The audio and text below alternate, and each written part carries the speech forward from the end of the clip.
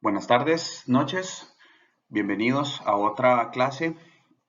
En esta ocasión vamos a analizar a profundidad lo que es el proceso de atención de enfermería aplicado a lo que es al paciente en estado crítico. ¿De dónde inicia el proceso de atención de enfermería? ¿Qué es el proceso de atención de enfermería? El proceso de atención de enfermería es una herramienta muy popular, utilizada a diario prácticamente, en donde se busca satisfacer o donde se busca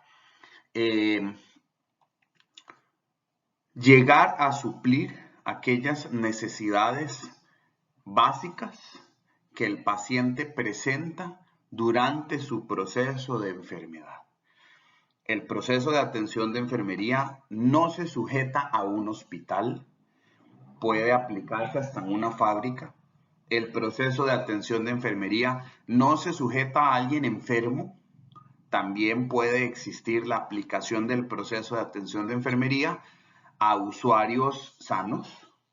Podemos prevenir enfermedades, podemos prevenir estados patológicos con el proceso de atención de enfermería. Es tanto lo que se puede hacer y es a veces muy poco lo que conocemos de él. ¿Ok?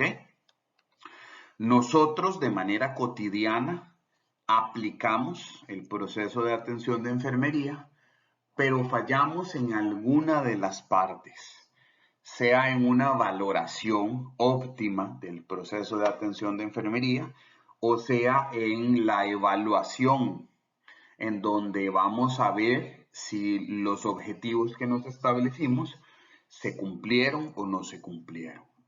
¿De dónde nace este proceso de atención de enfermería? Pues por allá hace muchos años, en la guerra de Crimea, una señora enfermera, nuestra líder, Florence Nightingale, estableció como parte de su plan para atender a los heridos de guerra, realizar rondas. Y es muy conocida porque realizaba paseos, rondas, ¿verdad? Caminaba de entre los heridos de guerra para poder conocer si tenían la necesidad de algo, ¿ok? En ese momento, pues no era tan sencillo pensar que habían turnos, que había tecnología, monitorizaciones, central de monitor y demás cosas que nos pudiesen conllevar a resultados o a valoraciones de manera más temprana o más certeras. Tocaba caminar entre los camastros con una lámpara de aceite para poder valorar lo que necesitaban los heridos de guerra. Florence Nightingale, la dama de la lámpara, como después se le conocería, fue responsable de la profesionalización de la enfermería. La primera enfermera de la historia, de origen británico. Nightingale debería ser una mujer mucho más recordada de lo que es, no solo por la profesión que sacó adelante tan fundamentalmente para el hombre moderno, sino por sus esfuerzos humanos y sus investigaciones en otras áreas. De aquí habla mucho de la enfermería moderna, de aquí habla mucho de lo que ahora tenemos que hacer, que es el mismo paseo entre camastros con esa lámpara de aceite, pero ahora valorando otro tipo de necesidades, abrazando procesos tecnológicos, sistemáticos y trabajando en equipo. Entonces, ¿qué podríamos entender como enfermería moderna?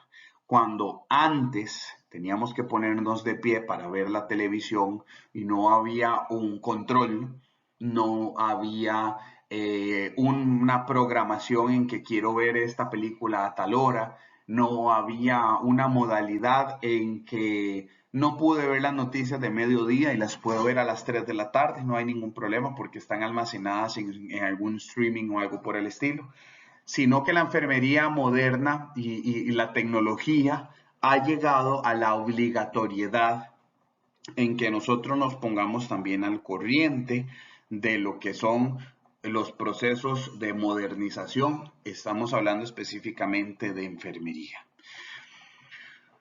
Parte de la enfermería moderna habla en que el cuidado debe de ser basado en orden, y este orden constituye etapas. No podemos nada más llegar a descobijar un paciente y empezar un baño en cama. Tal vez el paciente es un paciente ambulatorio. Tal vez el paciente se encuentra en alguna condición que no requiere que lo bañen en la cama. Tal vez el paciente ya se bañó. Se bañaron a las 5 de la mañana y usted entró en el primer turno y no se dio cuenta y lo volvió a bañar. ¿Qué tenemos que hacer? El cuidado basado en el orden constituye la consecución de etapas.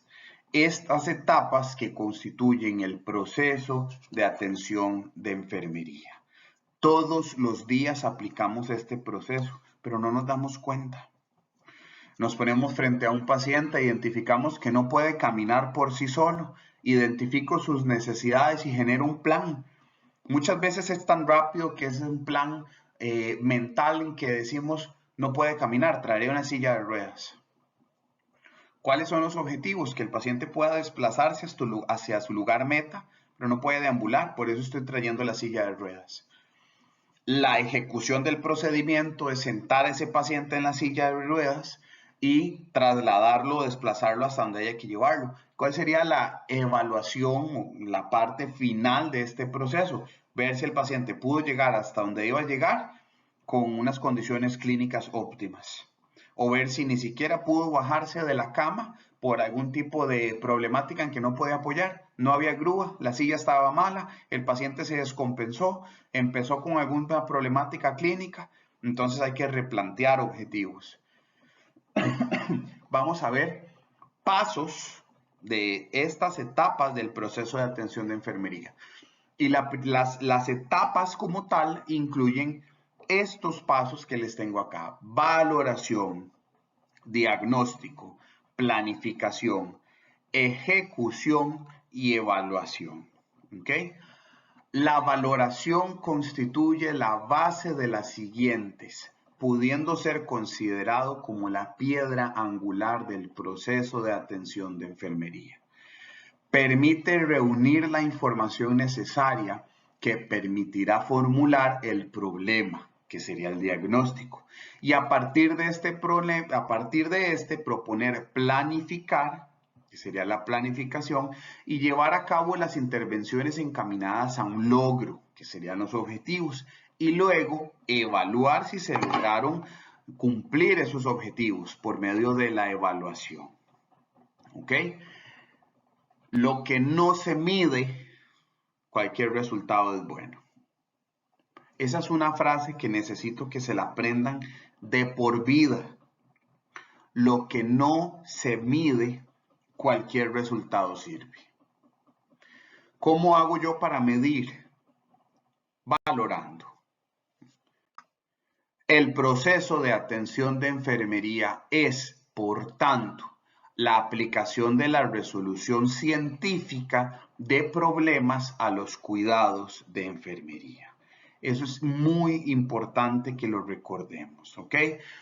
Cuando nosotros hablamos de proceso de atención de enfermería, imaginamos teorizantes, imaginamos un caso clínico muy difícil que tuvimos que hacer, imaginamos un trabajo de la universidad larguísimo que me trae algún mal recuerdo porque tuve que investigar, e investigar a mí no me gusta, pero cuando hablamos de proceso de atención de enfermería no estamos diciendo que nos vamos a sentar con una hojita a hacer las 5 casillas que hacíamos en la universidad. No necesariamente me estoy refiriendo a eso. El proceso de atención de enfermería es el cuidado ordenado del enfermero y la enfermera. Mantener un orden en ese cuidado. Valorar. ¿Cómo puedo ayudarte durante estas 8 horas como enfermero? Ponerse frente a su paciente en estado crítico o la cantidad de pacientes que ustedes tengan y decir qué necesita ese paciente de mí. Les tengo una herramienta muy buena hablando de lo que es teorizantes de enfermería, que es el modelo de Virginia Henderson, en donde habla de la enfermería como una disciplina independiente, laborando dentro de un sistema de salud. Nosotros podemos identificar problemas, nosotros podemos indicar tratamientos, nosotros podemos evaluar si esos tratamientos sirvieron o no. Y no estoy hablando de un medicamento intravenoso. No estoy hablando que nos ponemos frente a un paciente y decimos, le voy a poner este antibiótico porque yo puedo valorar e indicar tratamientos, ¿no? Un tratamiento puede ser algún tipo de sugerencia de otro tipo de dieta. Un tratamiento puede ser cambios de posición. Un tratamiento puede ser fomentar la hidratación en el paciente. Cambiar el tipo de analgesia, reportarlo al médico para dar la voz de alerta de que los opioides no juegan un papel a favor de ese paciente y necesitaríamos otro tipo de analgesia. Valorar en un paciente es ver una herida. No es lo mismo una herida quirúrgica, un posoperatorio de 1 hora, de 5 horas, de un día, de una semana. La valoración que necesito y ver ese apósito de esa herida que tiene 1 hora de salir de cirugía, necesito ver que no esté sangrando, que esté limpio y seco. ¿Cómo sería un apósito totalmente rojo, lleno de sangre, que el paciente refiera que se siente mal, que observemos una taquicardia en el monitor y que después pasemos a una hipotensión? ¿Qué información clínica nos está dando eso? Y solo estamos en la etapa de valoración. Valorar es decir qué es bueno y qué es malo. Valorar es ponerse frente a su paciente y decir, mi paciente necesita esto de mí. Valorar es decir, esto está bien, esto no está bien. ¿Okay?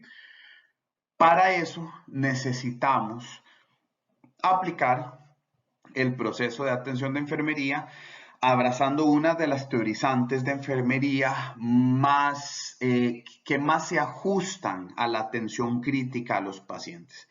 Hay otras que se pueden ajustar mejor a otro tipo de pacientes, pero Virginia Henderson viene a hablarnos de 14 necesidades básicas que deben de velar que las tenga cada uno de los pacientes, ¿ok? Vamos a ponernos frente al paciente y vamos a hacer una valoración cefalocaudal, pero no solo vamos a ver la parte externa, no solo vamos a buscar heridas, tubo, sonda, catéter, soluciones, no solo eso. Vamos a profundizar y adentrarnos en ese paciente para poder evaluar y determinar qué más necesita el paciente de mí. ¿Ok? Una herramienta muy sencilla. Vamos a ver varias durante todo este curso de farmacología. Una herramienta muy sencilla. 14 necesidades de Virginia Henderson. Oxigenación. Nos paramos delante de mi paciente y decimos cómo está el patrón de oxigenación o la etapa número 1 de oxigenación de mi paciente en estado crítico. Ventilando aire ambiente sin ningún problema. ¿Ok? Está muy bien. Pero ¿qué pasaría si más bien tiene un tubo endotraqueal adaptado a un ventilador mecánico, indistintamente en la modalidad ventilatoria que tenga, o si tiene o no una patología pulmonar? Ya tiene un sistema en donde está haciendo o supliendo una función orgánica. ¿Qué necesitará mi paciente que sí tiene un tubo endotraqueal, que sí necesita soporte ventilatorio? Mantener la vía permeable, aseo bucal, posición semifoliar para evitar neumonías asociadas a la ventilación. Ya vamos identificando que mi paciente necesita cuidados que yo le podría dar. De la oxigenación, no hablemos de un tubo endotraqueal, hablemos de algo sencillo como una nasocánula. Mi paciente que tiene nasocánula tendrá necesidades diferentes a mi paciente que esté ventilando aire ambiente. Claro, si necesita desplazarse, algo tan sencillo como ir al baño. Un paciente que tenga nasocánula, ¿qué voy a hacer? En ese momento valoro si el paciente tiene la capacidad de poder desplazarse con un cilindro de oxígeno y con asistencia de nosotros para ir al baño, O si es un paciente que dentro de nuestro proceso de valoración identificamos que hay más riesgos de algunos eventos clínicos en nuestra contra y llevamos algún dispositivo en que pueda hacer sus necesidades en la cama. O llevamos algún sanitario portátil o algo así por el estilo. Si no valoramos, cualquier resultado sirve.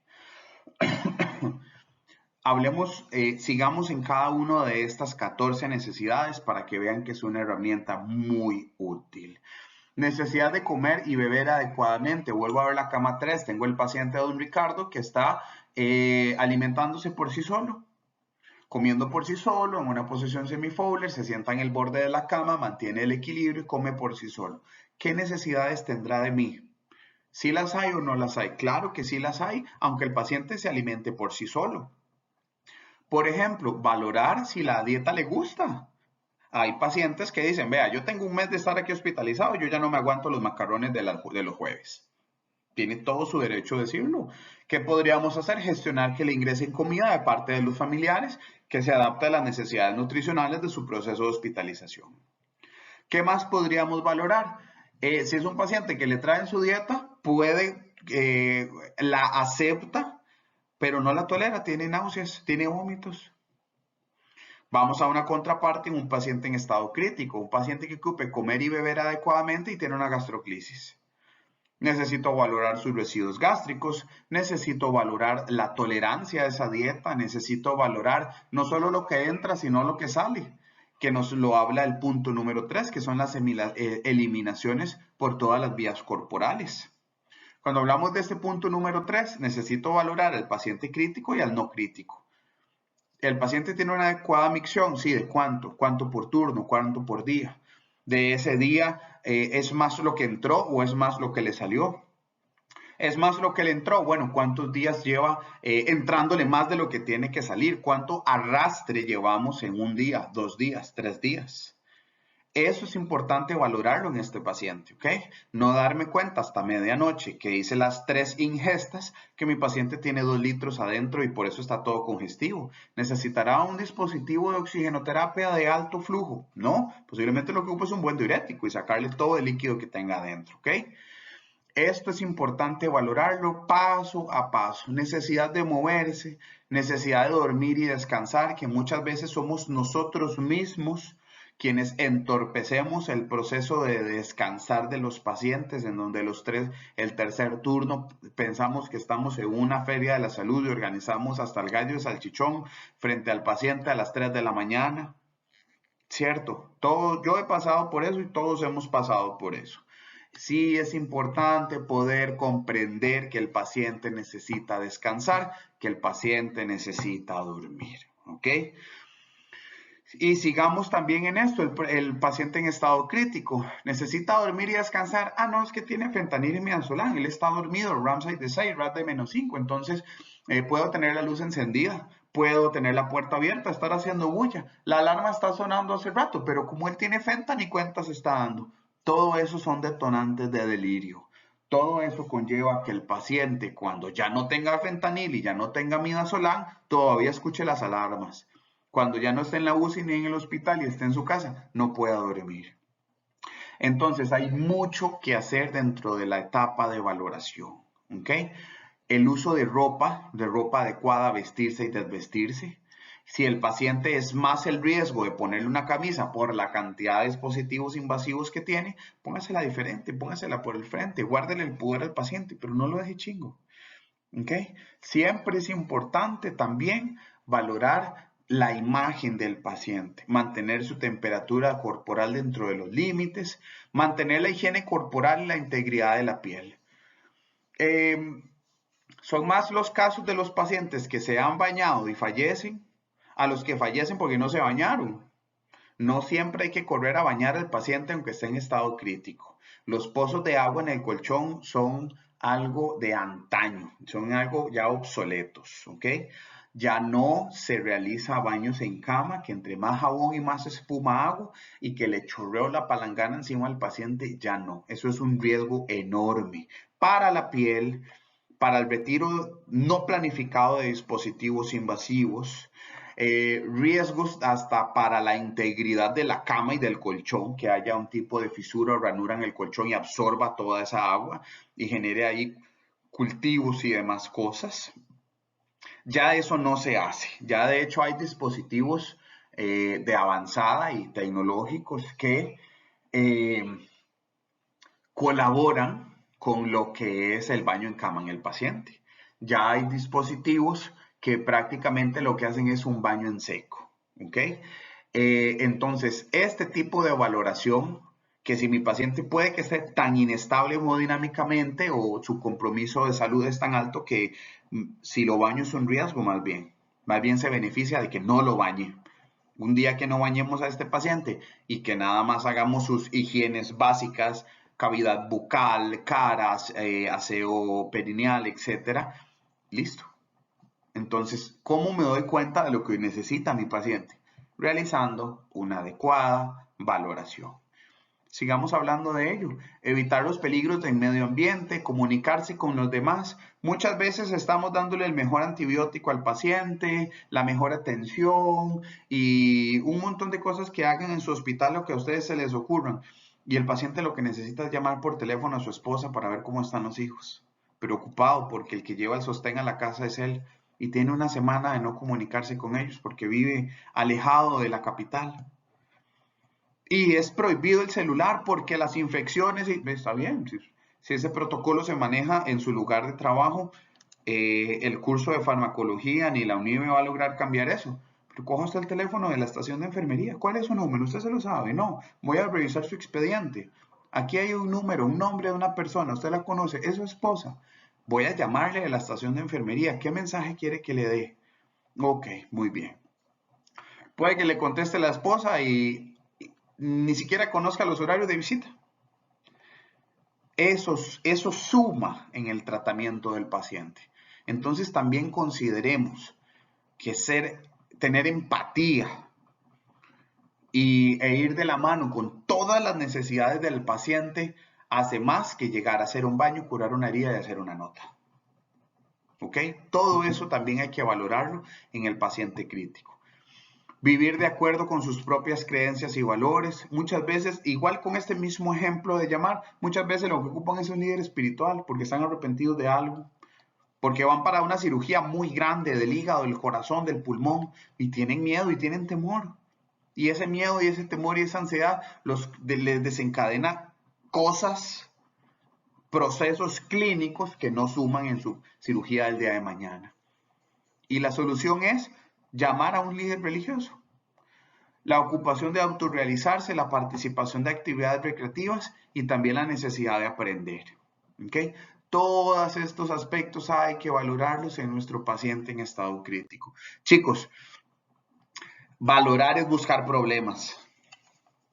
Donde no los hay, búsquelos. Valorar es hacer una lista, llegar y como está esta imagen, buscar problemas. ¿Tiene algún problema para vestirse por sí solo? ¿Tiene mi paciente algún problema para alimentarse? ¿Tiene mi paciente algún problema para bañarse por sí solo? ¿Tiene mi paciente algún problema para oxigenar? Una vez que he encontrado problemas, ¿qué sigue? Diagnóstico, que esta es una de las muchas herramientas que existen para aplicar el proceso de atención de enfermería para generar diagnósticos, que es la formulación del diagnóstico de enfermería con el formato PES. ¿Qué significa PES? La P expresa el problema o respuesta que presenta la persona. Después sigue la E, que es la etiología. En esa parte sigue el relacionado con o el factor relacionado. Y la S es la manifestación clínica. Manifestado por, se habla por signos y síntomas o las manifestaciones del problema o la respuesta. Existen valoraciones que hablan de prevenir. Existen valoraciones que hablan en que el problema no existe, pero podría existir, ¿ok? Como un riesgo de caída. No podríamos otorgarle clínica a un riesgo de caída porque no se ha caído. Entonces, los problemas que lleven riesgo, que son problemas que no han ocurrido, pero podrían ocurrir, no llevan una manifestación clínica, no llevan la S. ¿Ok? En esta fase de la planificación se trata de establecer y llevar a cabo los cuidados de enfermería que conduzcan al usuario a prevenir, reducir o eliminar los problemas detectados. Un ejemplo ya de una construcción de un problema como tal sería este.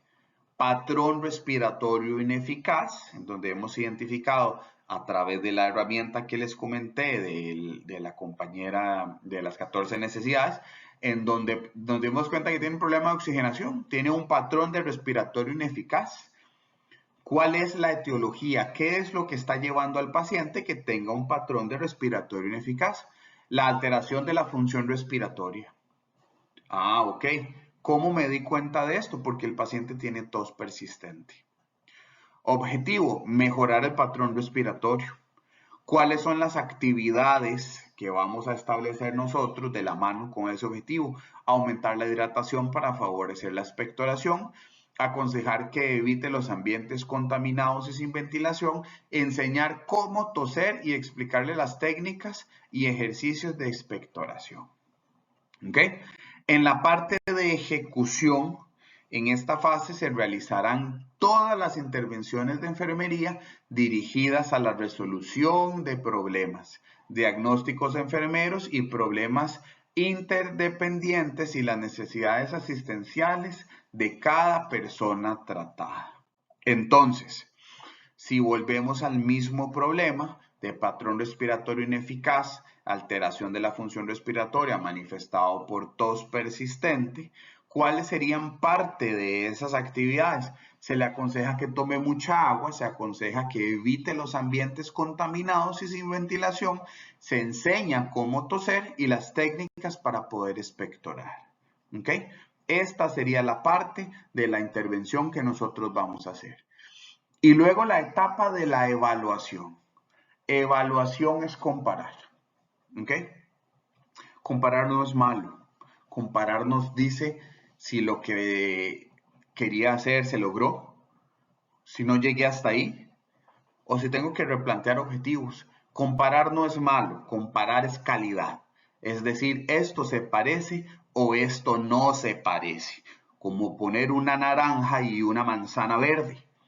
¿Se parecen o no se parecen? ¿Saben iguales o no saben iguales? Es lo mismo con los objetivos. Evaluar es emitir un juicio sobre un objeto, acción, trabajo, situación o persona, comparándolo con uno o varios criterios. Los dos criterios más importantes que valora la enfermería en este sentido son la eficacia, la efectividad de las actuaciones. Y con esto quiero ir terminando. La eficiencia es la capacidad de disponer de alguien o de algo para conseguir un efecto determinado. La eficacia es la capacidad de lograr el efecto que se desea o se espera. ¿Por qué les enseño sobre eficiencia y eficacia? Por la siguiente razón. En nuestro lugar de trabajo existen 4 tipos de personas. Este tipo de clases buscan que usted sea una persona eficiente y eficaz. No solo a estar metido en una UCI, no solo a apretar botones, ¿ok? Porque como les mencioné la semana anterior, no somos especialistas en cuidados intensivos, somos especialistas en enfermería crítica y nuestro campo de acción es mucho más grande. Existe un tipo de persona en los hospitales que no es eficiente y no es eficaz. ¿Qué significa esto? No alcanza los objetivos ni las metas que usted se estableció en el proceso de atención de enfermería. Y para colmo, que no alcanza los objetivos, desperdicia los recursos de la organización. Hay otro tipo de persona que sí es eficiente, pero no es eficaz. Bueno, una disculpa que se me ocurrió la diapositiva anterior. Hay un tipo de población que es eficiente, pero no es eficaz, en donde no alcanza los objetivos de la organización, del servicio, pero tampoco hace un gasto innecesario de materiales y demás recursos. Ok, por ahí estamos bien, pero no alcanza los objetivos que nos hemos establecido para atender al paciente. Hay otro tipo de persona en nuestros hospitales en que sí es eficaz, pero no es eficiente. Sí alcanza los objetivos, pero desperdicia demasiado material. Sí alcanza los objetivos que se ha establecido la sociedad, el equipo de trabajo, pero gasta demasiados insumos y recursos hospitalarios. Y existe una cuarta persona, que es la que estamos buscando, que sí es eficiente y que sí es eficaz. Este tipo de persona alcanza los objetivos preestablecidos por lo que es la organización, pero hace un uso adecuado de los recursos. A esto es a lo que quiero aterrizar con esta idea, con esta bella imagen que tenemos de fondo de uno de nuestros hermosos lugares de Costa Rica. Tenemos que ser enfermeros, tenemos que ser parte de un equipo en que seamos eficientes y seamos eficaces, ¿ok? Y que la calidad de nuestro trabajo trascienda tanto que la gente nos tome como punto de referencia, ¿ok? No necesariamente para que estudien UCI, no necesariamente para que se vengan a meter a la universidad, sino para generar un cambio. El cambio no se genera leyendo un libro. El cambio no se genera llegando a un líder mandón donde llegue a decir qué hacer y qué no hacer. Muchas veces el cambio se genera viendo a otra persona hacer lo correcto y tratando de dar la mejor versión de nosotros aplicada a nuestros pacientes. Muchas gracias por su atención. Nos vemos la próxima semana. Pura vida.